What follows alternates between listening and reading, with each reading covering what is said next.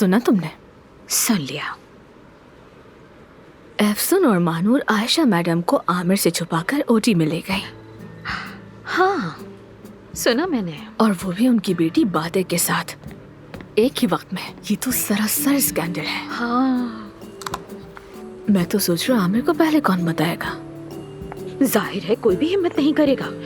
तुम जानती हो आमिर साहब से सभी डरते हैं, लेकिन याद रखो आमिर साहब सब कुछ फौरन भाप लेते वो हैं। कैसे जानेगा, कैसे समझेगा कि वो एफसन उसके पीछे चालाकियां कर रही है? स्वीटी, आमिर साहब को सब कुछ खुद पता चल जाता है।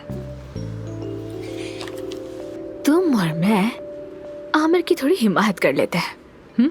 इस तरह इन दोनों को चलता कर देंगे। ऐसा हो सकता है। आमिर एफसन को बहुत अच्छे से ट्रीट करता है। उसकी हकीकत तो देख ही नहीं रहा वो। मुमकिन है। वैसे आमिर को कौन सी बात गुस्सा दिलाती है?